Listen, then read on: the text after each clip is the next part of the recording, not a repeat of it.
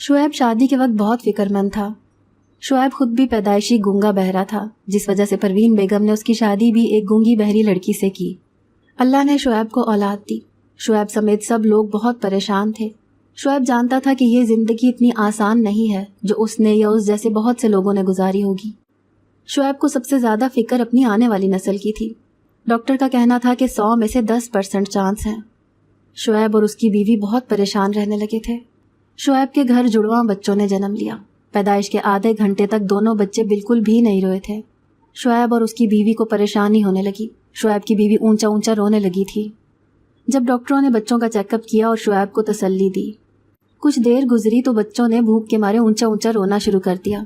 पास खड़े डॉक्टर ने शुएब को इशारों में बताया कि तुम्हारे दोनों बच्चे बोल भी सकते हैं और सुन भी।